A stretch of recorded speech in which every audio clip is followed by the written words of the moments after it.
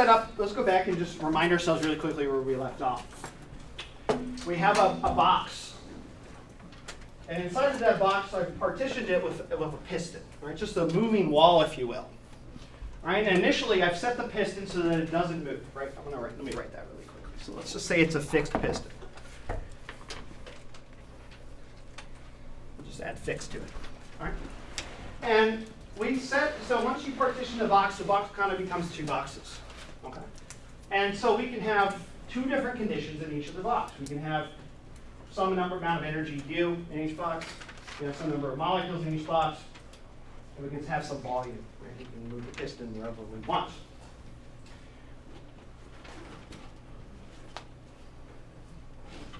All right, so let's assume a closed box. All right, so that means no energy can leave the box. Okay, but I need to make one small change to this. That the piston itself is fixed, which means it doesn't move, but it's not closed. So it can actually allow the piston.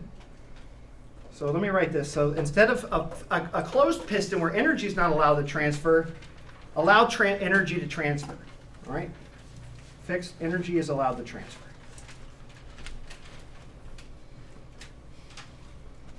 So there's just a mistake on my part. Okay, so no mass can move across. All right?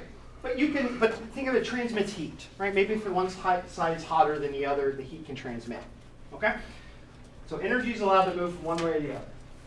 All right? And the goal is for us is to ask the question, what happens when we free the piston? It's a great question. What happens when the piston is allowed to move? Where will it settle?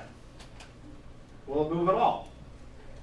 And then maybe eventually we'll get back to this question. What happens when we poke holes in the piston and allow gas to move through it, mass to transfer? What also happens? Okay, we'll come back to that question in a little while. I really want to focus on this idea, what happens when the piston moves? Okay, where does it set? And the important question we're actually going to be able to answer much more easily is not where does the piston move, but what are the conditions of the two boxes where the piston stops.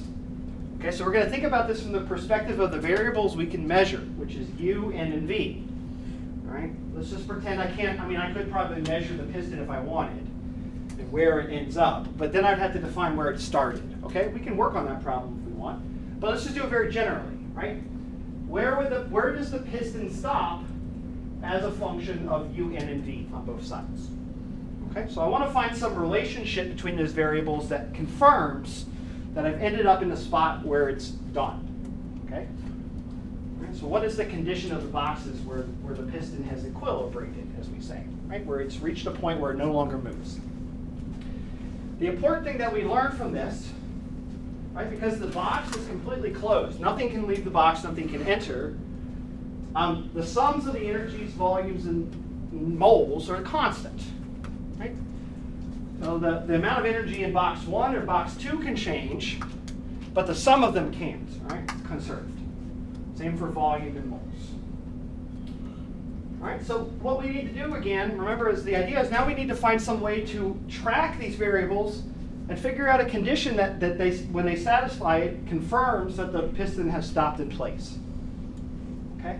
And the postulate, the thing that we've decided that I've kind of introduced at the end of class was that entropy tells us, right? If we define the entropy of each of the boxes, when the entropy hits a certain condition, that's indicative of the place where the piston stops, right? When the entropy reaches a certain condition. And the condition of that is that the entropy has to be maximum.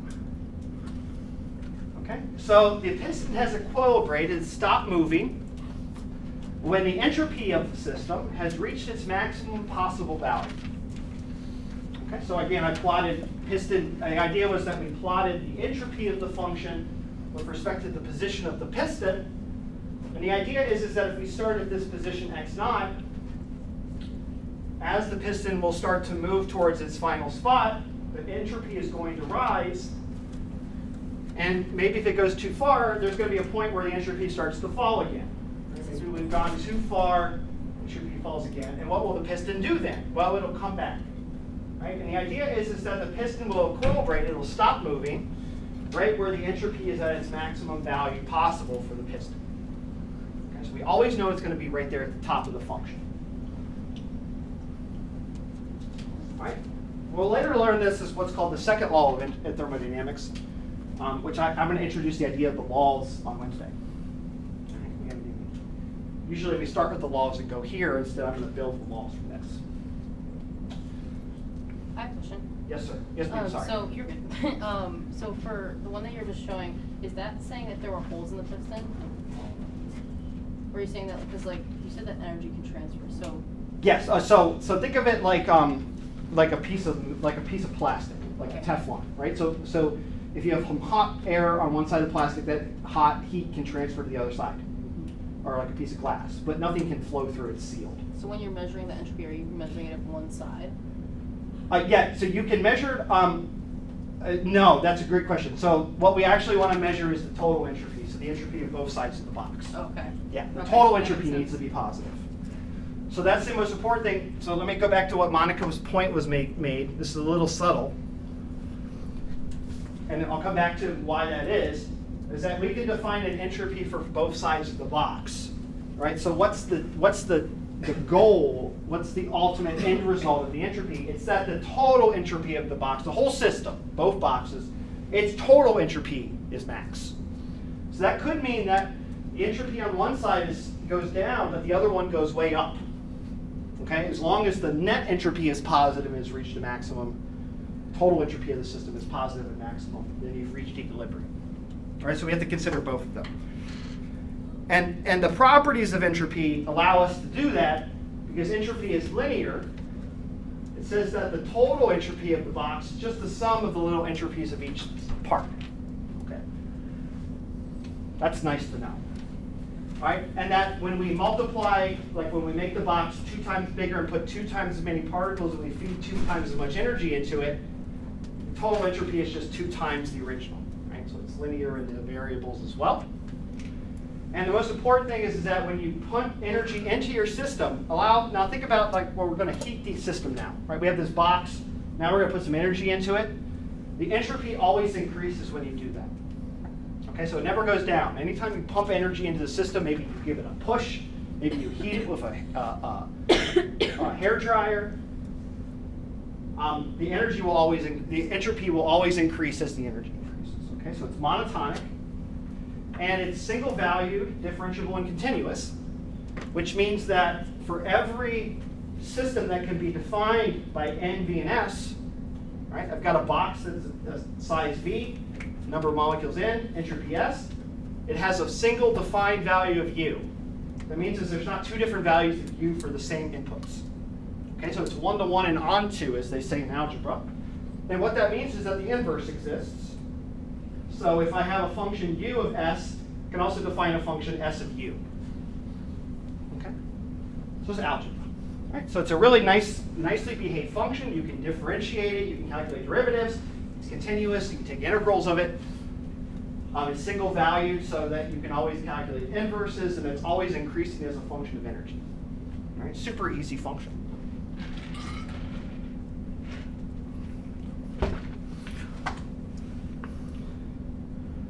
Okay, so that's where we were at. All right, so what the idea now is that we're going to take our system, all right, and what we're going to want to do is we're going to want to jiggle the system a little bit, right? We're going to let that piston move a little bit, and we want to calculate how the system changes as that piston jiggles a bit. All right, so we got to start thinking about changes, right? So far, all I've given you is just a function that's defined of some variables, right? U of S and N and V. But how does U change as a function of N, U, V, and S? N, V, and S. Right? How can we measure, right? Because we can't really measure, the idea is we can't measure U, but we can calculate it from our measured values of N, V, and S that we can put in, that we input into the system. So if we know how these are changing, how do you calculate the change in the function, U, the energy, right? And that'll be the trick, right? Once we understand how the variables change, how the system evolves as we jiggle it, jiggle the piston, we can find where it reaches, maybe we can figure out where it reaches its maximum entropy. Okay. So that's what we're going to do today. get ourselves set up for this problem. At the end of this discussion, we're going to have an equation that allows us to express how U changes with all of the other forms. It takes a little bit of calculus, and then then coming in Monday, we can finally start doing calculations. Right? Start to really take a deeper look into this because we'll have all the tools we need. So what I want to do now is I want to think about how does the function of my box U change as the piston starts to change, right? As it starts to move. Okay, let me zoom in a bit.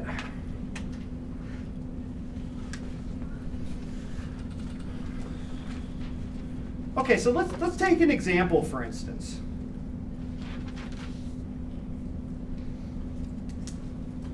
All right, so let's just pretend that we have a box with piston with equation that is only dependent on one variable. So we have U, right, total energy, U, and it's just a function of, let's just call it X, well, the piston. That's the piston position, okay? How does the energy change as a function of the position? Okay, so what I want to do, so let me go ahead and plot a little plot here of X versus U, right? And then I want to define an initial point X naught, right? This is where we start. This is the moment when we release the piston. All right, we'll call it X naught. And we'll say, for instance, that the energy is there. So this is the energy of the system at X naught.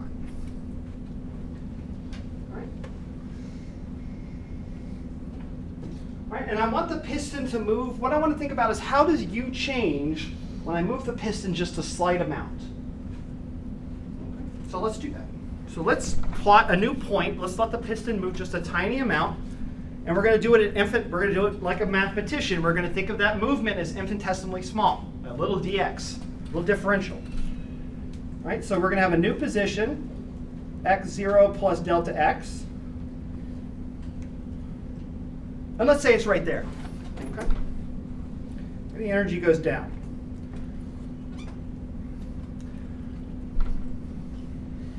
Right? So how do we calculate the change in U? Right? What is du? Well, du is just the change in energy between these points as a function dx.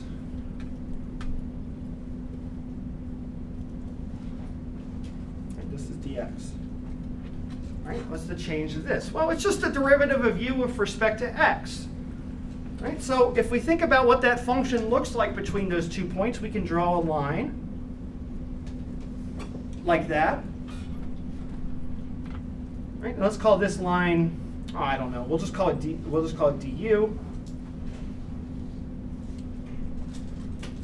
With a little arrow sign.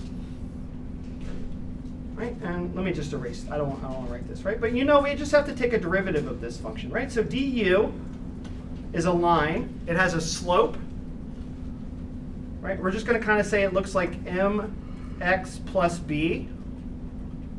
Right? And what are m and x here? Right? Well, x is just going to be the amount that x changes, so that's dx. And m is the slope, which is du dx. Change in the x, the y with respect to x, du dx. And then the intercept of that point you can think of as u of x naught. Okay? So we can write very simply that the change in energy of the system when you jiggle it is the slope of the curve evaluated at x equals x naught. Right, we calculate the derivative at x equals x naught times dx. Okay? Plus this term u of x naught, right, which we won't worry about too much here, because we can always set this to be 0. right? We can define our x-axis so x naught is 0, and that goes away. The important thing is that the energy changes linearly with the change in x for appropriately small x, and the slope of that change is the derivative evaluated at the initial point. Okay, again, just calculus, very basic calculus. All right, so what happens now if we have a multivariable function, right? We now have a function. So now we have, let's go back to our real box.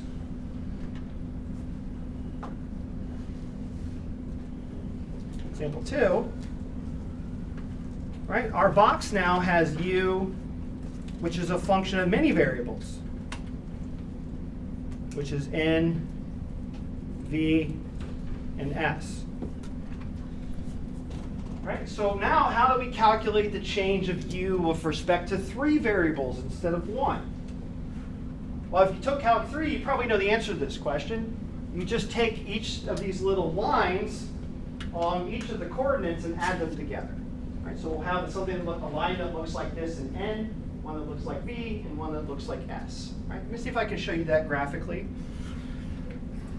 The idea is, now forgive me, this is going to be a terrible picture, but I'll do my best. Let's imagine this is a 2-dimensional function. So we have a coordinate x1, which might be volume or something like that, doesn't matter. Another coordinate x2, out of the board, and then our y-axis is u of x1, x2. All right, and we can plot a function here, which is going to look like a 2-dimensional surface on this plot. Maybe this is, we'll just let this be n, and this could be v if you want. It doesn't matter. It's just a plot. So we might have some surface that looks like this.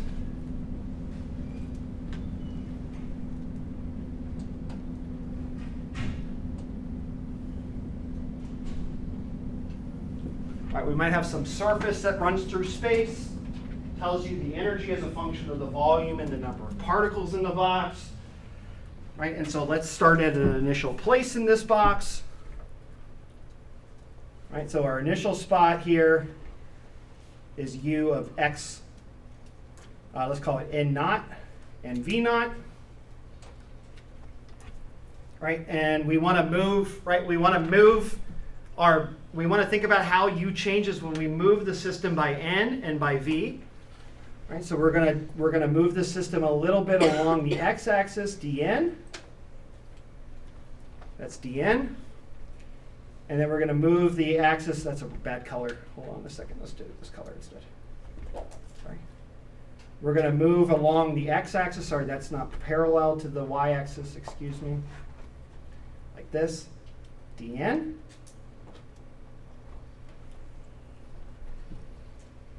Right. And the net place where the box where the point ends up. Right, the final point is this other corner of the parallelogram. Right, this is going to be u n naught plus delta n,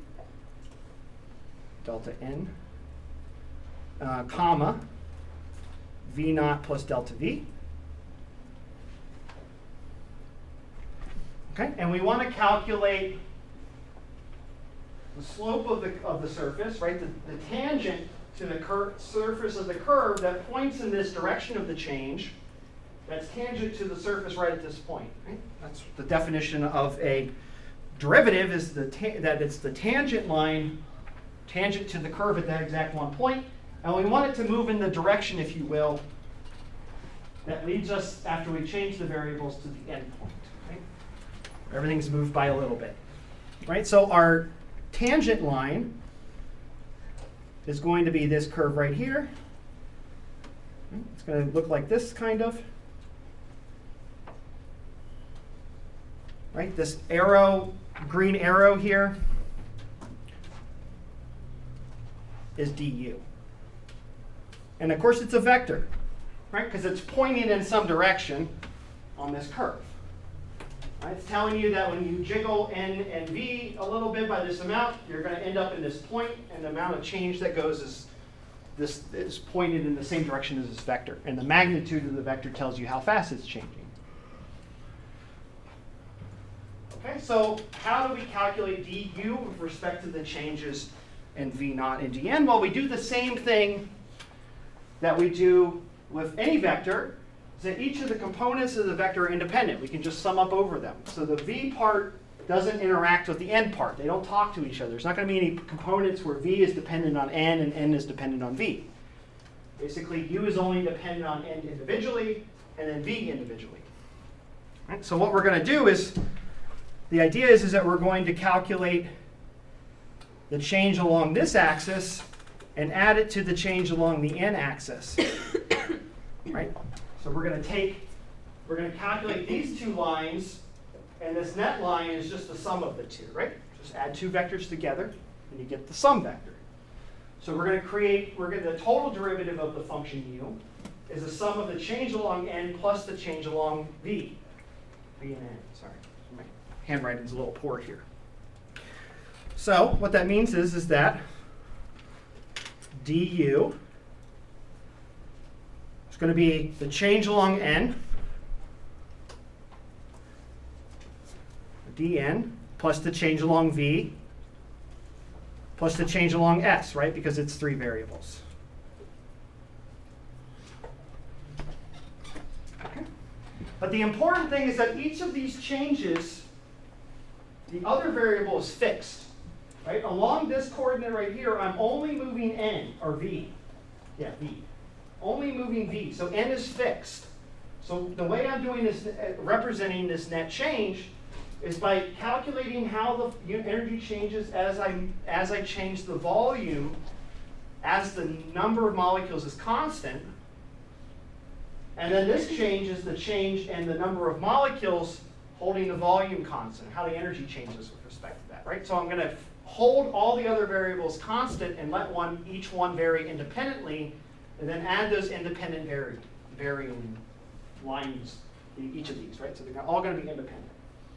Right? We can just sum them up. So the way this is going to look,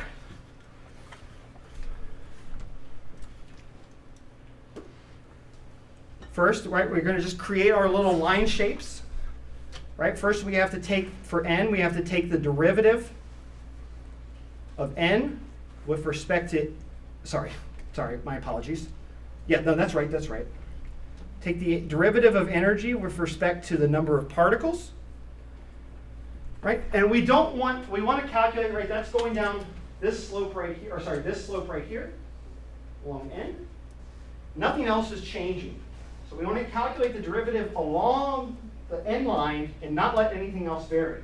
So we have to hold v and s fixed. So we usually write these as subscripts, v and s. Right? This means v is fixed, s is fixed. Right? And then we need our little x, right? That's m in our line. We need the x part to create the line shape. That's going to be dn. And then we're going to calculate it along v, du dv, holding n and s constant, the other variables, times dv. And I'll just add the last term right here.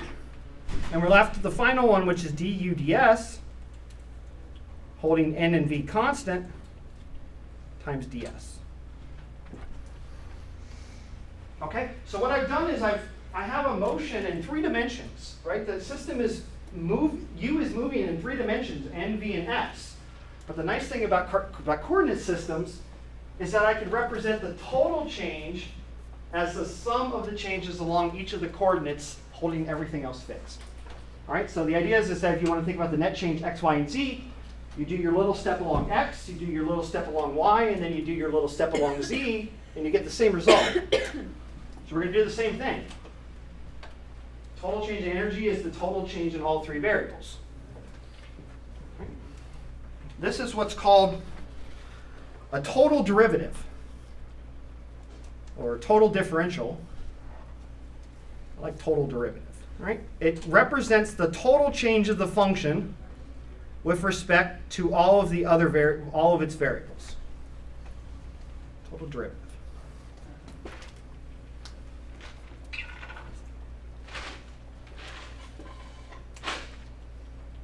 Now, I've skipped a few things here. I want to clarify a few things. And we'll do a little practice hopefully tomorrow next class. What are these? We'll have to define what these derivatives are. What is the change in u with respect to n? What does that even mean? What the hell is what is the change in u as s changes represent? I do have a variable for those. We have a name for these things. What are these slopes? Are they physically relevant? All right, so we're going to analyze these a little bit. And in fact, these three numbers right here, these are just numbers, right? Because they tell you something about a direction, right? And a rate of change. These are just numbers. These numbers are going to tell us a lot about our system. You've seen all of these numbers before. You've just never seen them in this context before. All right, I want to make one more correction. So I'm going to actually come back to this, and I'm going to copy this stuff over because it's relevant. Just a second. Copy this.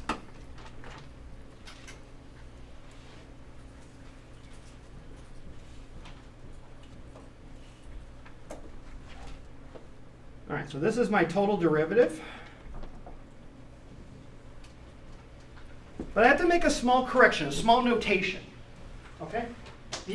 So I've written these du, dn, du, dv, du, ds. These are what we usually write derivatives like. But these are normal derivatives. Right? We have a special type of derivative that we use when we calculate the change along one of many variables and holding all of them fixed. Right? So here's the definition. A derivative that measures the change or measures the rate of change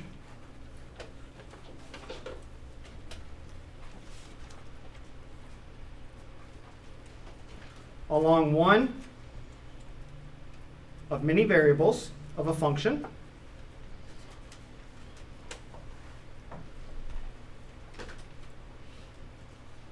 holding all others fixed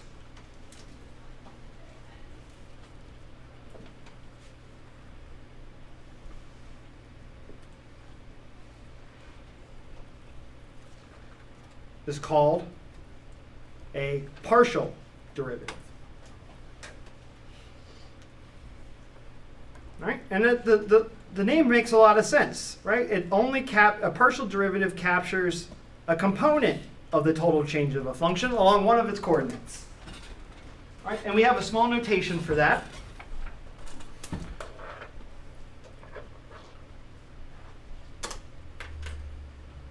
Right? So if the function f, just a generic function, is a function of x1, x2 to xn, it's n variables, then we write the partial derivative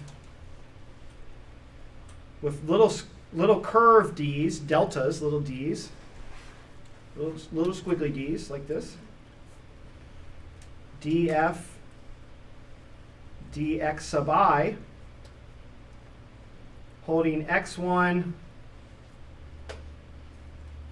xi minus 1, xi plus 1, to x to the n, is a partial derivative. All right, so the idea is the only difference between a regular derivative and a partial derivative, at least in this class, right, there are some subtleties, is that a partial derivative's got some squiggly d's, all right, and it's the slope of the curve along one of the coordinates of your function, say u, total energy, holding all the other ones constant, right? So the idea is so for instance, du dv tells you how the energy changes as you fix the amount of entropy of the system and the amount of molecules in the system as you start to stretch the box.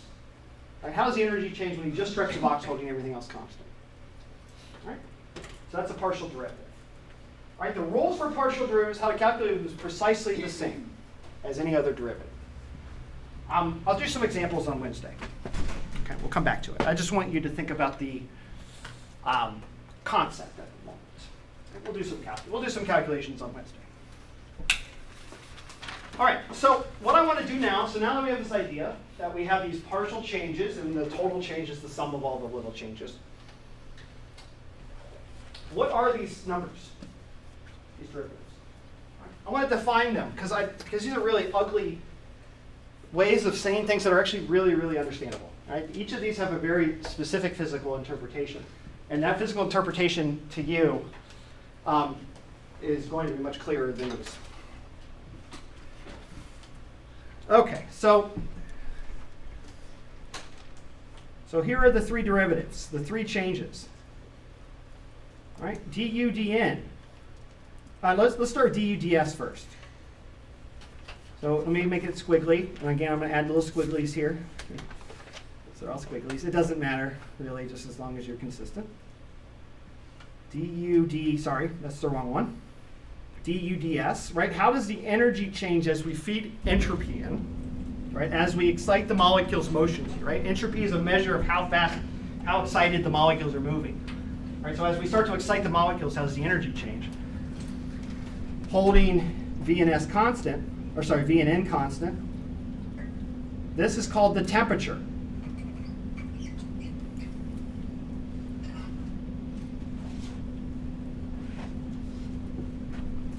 Temperature tracks how does the energy of your system change as you feed entropy into it. Another way to think about this is that as an increase in temperature implies an increase in entropy. A decrease in temperature implies a decrease in entropy. Right? Temperature and entropy are intricately related to each other. The idea is that temperature, as we'll learn tomorrow, or not tomorrow, Wednesday, temperature tracks how much entropy your system has. Right? It's the way we measure entropy. It's through temperature. Now what about du dv? Holding entropy constant and N constant. So now we want to think about, we're changing the volume of our system, holding everything constant. So what we're doing is we're literally changing the box size, making the box bigger, smaller. And we're seeing the change in the energy, right? Well, remember that the forces that determine the volume of the box, right? The net forces of the molecules and the atoms that expand out, that make this mechanical work, the PV work, as we called it, right? Right? That's the volume creating component of the energy, that mechanical work.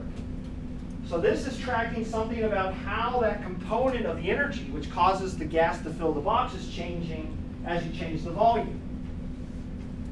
Well, it's in the name of that work, PV work. If it's not volume, it's pressure. So pressure, and there's a negative sign here. We'll talk about that next class. There's a negative sign. This is pressure. Pressure is the response of the system energetically as you change its volume. Right? The negative sign is a convention, and I'll explain that convention next class. All right? Just for now, just understand it's a negative sign.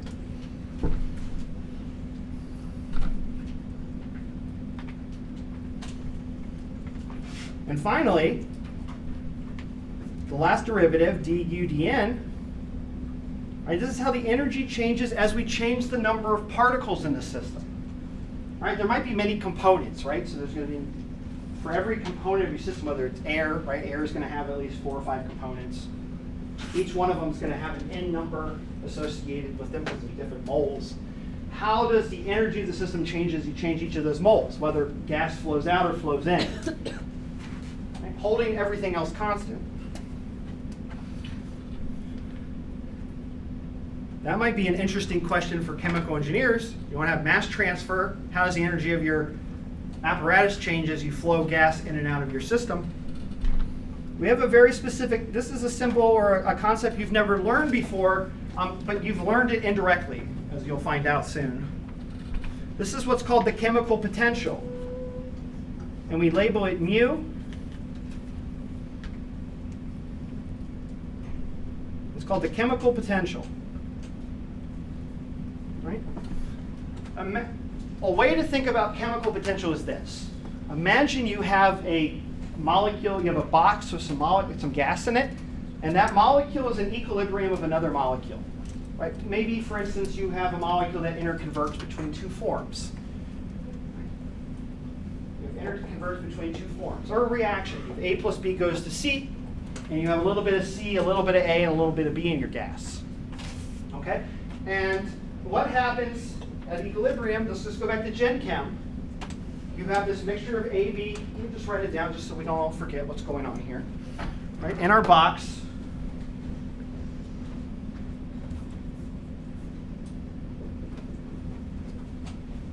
we have this equilibrium. Okay, so we'll put all those molecules in there, let them equilibrate to all their concentrations, right? You calculate the equilibrium constant. Again, we're going to look at all of this eventually, but you have a sense of how this works from Gen Chem. And Gen Chem is in line to you about equilibrium, mostly. What happens to the system, all right? So let's just say, for instance, at the end of the system, I have 1 mole of this, 1 mole of this, and 7.2 moles of this. Right, that's the equilibrium concentrations of the materials in my box. What happens to this? What happens to the concentrations of A and B if I start feeding C into the box, extra C? What increases? Concentration of C does initially, right? But what happens when they equilibrate? Right, A and B. What's that principle called? The Chaudière's principle, right? Right. So there's always this balance. What determines the balance of these? Well, it turns out the chemical potentials track them, right? The equilibrium is achieved where the chemical potential of the products is equal and opposite to the chemical potential of the reactants. Okay, it's the energetic version of equilibrium. Okay, so from chemical potential, we'll be able to drive equilibrium. Le Chaudière's principle, right? This is the way we're going to deal with chemical equilibrium. This is how we're going to be thinking about equilibrium from a point of view of energy. And so what is equilibrium other than finding minima or maxima, some stable point in energy as a function of n as we change it? Right? The chemical potential tells us that. Right? So when we talk about phases, talk about chemical reactions, chemical equilibrium problems, this is the number that's ultimately going to determine these things. Okay? So we'll come back to that. Right? That's not super important. Right? So we have these three kind of what I would call, these are intensive variables, right? These are properties that you can measure, right? It's easy to measure pressure, it's super easy to measure temperature, right? But they're responses of the system to changes, right? They're intensive variables. There are things that come they're functions of S, V, and N. So they're responses of the system to changes. This is going to be really important. Temperature. Temperature, you need to have some understanding the system has to be measurable. The changes have to be measurable in the system. It has to equilibrate for a temperature to be defined as will work. And well, temperature will become the most important thing in this class, for sure. It's going to be really important because entropy is important, therefore temperature is important. So we'll explore these next class, but let me just put all this together into one nice final equation. Right, so instead of worrying about all these derivatives, we'll always be worried about derivatives, but let's just simplify it a little bit, make it prettier. Right, so we put this all together. Right, and what equation do we have now? Well, the final equation we have is du is equal to T ds minus P dV plus, depending on how many components we have, so I equals 1 to n for n components, the chemical potentials of component I times the change in component I. Okay, so that's all I've written here, right? du changes with ds, and its proportionality constant is the temperature. Energy changes with volume, and its proportionality constant is minus the pressure. And the energy changes with changing of mole numbers proportional to the chemical potential of that material. Right? They're just proportionality factors that compare two rates of changes. This has a very nice turn. This has a very nice, very kind of hyperbolic name for it. And there's a good reason for it, because we'll talk more about that on Wednesday. But this is called the fundamental. Sometimes people call it the fundamental equation or the relation, but the fundamental relation of thermodynamics.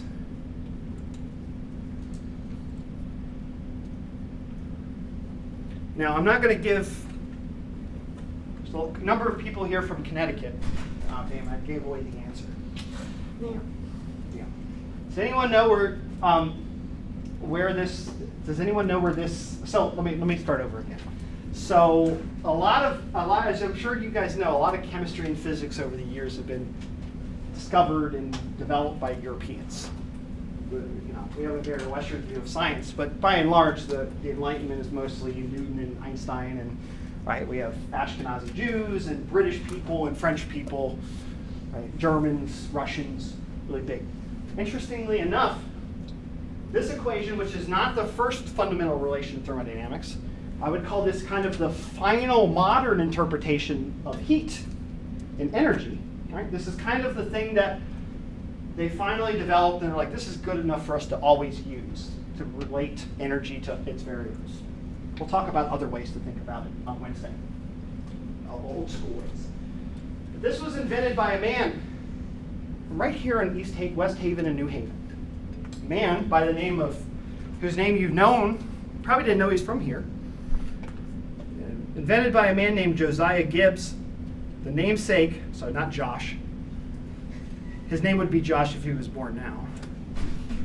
Josiah Gibbs, the namesake of Gibbs Free Energy. Born, raised, lived, died here in East Haven and West Haven. That's not East Haven, New Haven. All right. Gibbs taught at two schools his entire life. He taught at the Hopkins School right up Campbell Avenue, the private high school. All his kids went there. He was, at one point, the only chemist or even physicist. He was one of only a few physicists. I think he was the first chemist at Yale. So he taught at Yale his entire life. The chemistry building is named after him, or was traditionally.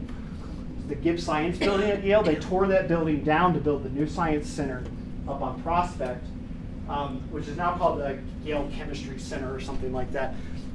And there's a tree out front of that building called the Gibbs tree. It's the one remaining thing that's left from that old tiny Gibbs era of Yale, where he did a lot of his work. He sat under that tree and did a lot of his work. So it's the Gibbs tree in front of the building. So Gibbs, interestingly enough, Gibbs is the forefather, if you will, of modern thermodynamics. He is I would say he's the Newton of thermo, or the Hamilton or Lagrange if you know your physics. He's the man who perfected it, if you will. He never published in any European journals. In fact, he was completely unknown until after he died by the Europeans. Now, if you wanted to be, anyone who was something in science in the 1800s published in Germany or England, one of the two. If people from Germany or Cambridge or Oxford didn't know who you were nothing in Western science at the time. So Gibbs didn't care about any of that. He did so much work, huge innovations, and he published it all in regional New England journals. So only people from New England ever read his stuff until after he died, and someone sent his stuff off to a Frenchman or a German man, I can't remember who he sent it to, maybe Helmholtz, I forget. And it got spread around Europe. It went viral in Europe after he died, and it turned out he was 20 or 30 years ahead of everybody else the whole time. All right, so New Haven, Connecticut is the home of thermodynamics, oddly enough. All right, we'll see Gibbs's contributions everywhere. But this concept of truncating things into entropy, volume, and number change, that's Gibbs's really big contribution to the system. And we'll put some more context into this on Wednesday. How we transition into this framework. I've got one more minute. So I just want to talk really quickly. So we still haven't solved the problem. We'll solve it at the beginning of Wednesday. But I just have one more comment I want to do. There's another way to write this function. And this comes from Joule, Henry Joule, the namesake of our unit. And I want to compare these next class. All right, this will be the second part of our class, but I just want to write it down. All right, so Joule writes this a different way.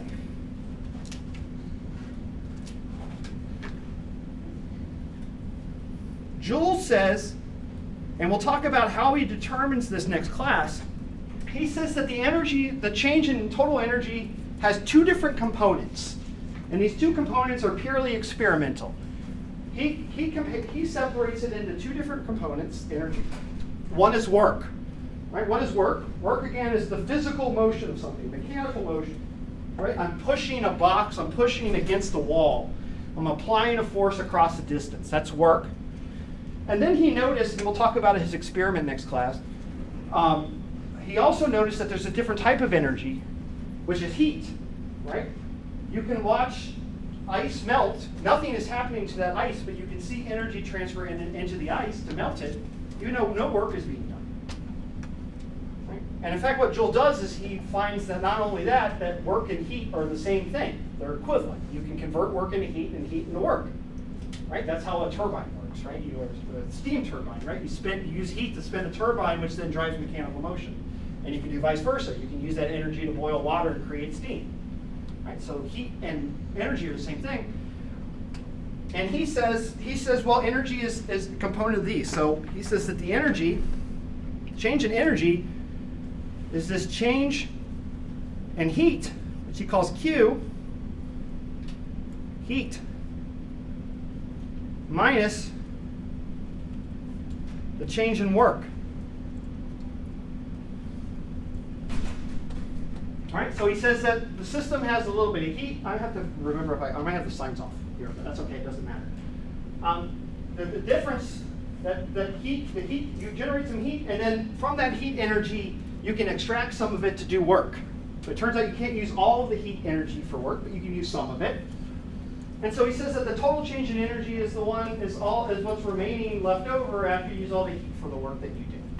It's the difference between the two. Maybe I need to add them. Oh, anyway, it doesn't matter. We'll figure out the sign next class. Okay, but here's the problem that we'll find with work and heat. So my last comment. We'll see that the change, if you have a process, if you go from one point to another point, and imagine you do it in a way where you're pushing and pulling something and converting it into steam and changing it, right? You can get from point A to point B any number of ways of pushing things, changing heat, converting material, steam, using steam for heat energy. There's a million different ways you can go from point A to point B. And the amount of heat and the amount of work that comes out of each of those components is different. Right? There's a way to get from point A to point D with just work, to get from point A to point B with just heat. And there's ways to do it with heat and work simultaneously. All right, so this is what we call path dependent.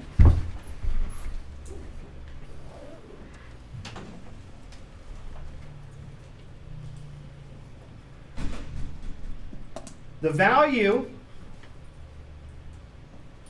and we add little signs here, little squigglies through the D's for that. The value of dq and dw, so if you have one value du, right? So you go from one point in energy to another point in energy. The way that breaks down in the amount of heat or the amount of work that's changing depends on the path that you take. Right? There are paths, as I said, that are all heat, there are paths that are all work, and there are paths that may be a little bit of both. And combustion, for instance, cars have different types of engines. They have different uses of heat and work in an engine, whether it be diesel, or the Otto cycle, or the Atkinson cycle internal combustion engine. There's different ways to use heat and work to generate the same change in energy, but the amount of heat and the amount of work you create depends on the path you use. Okay? Path dependent. Gibbs is not. Path independent. So Gibbs is one. du, when you represent the change in energy as these variables v, s, and n, I spelled independent wrong, independent.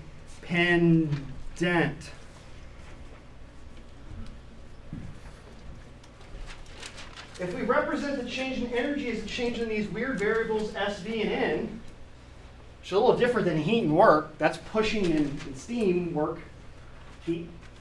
If we represent the changes in terms of these variables instead of the variables heat and work, it doesn't matter which path we take.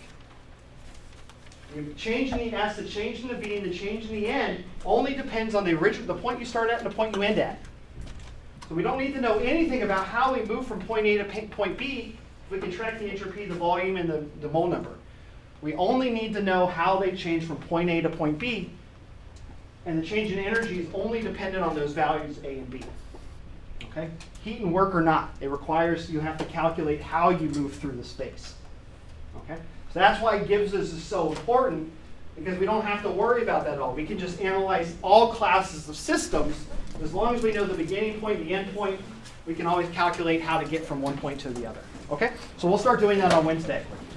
Have a nice day, guys. Can I ask you a question? Yes, ma'am. Sorry, I asked so many. No, I'm more than welcome to take that question. So when we were talking about the initial boxes, just using one variable. Yeah. So I understand doing like the partial and multiplying by dx. Yeah. But then why would you do the energy at exponential? Because also like if your MXP is would be the word.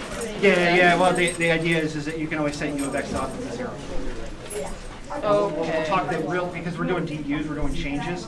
The absolute value of u at x point of the realm is going to change. Yeah, So this can gotcha. always be set to 0. Okay, so that's why you also don't have to include it like when you're doing. Correct. Okay. I just set it all to 0. Okay. Hello. You want this?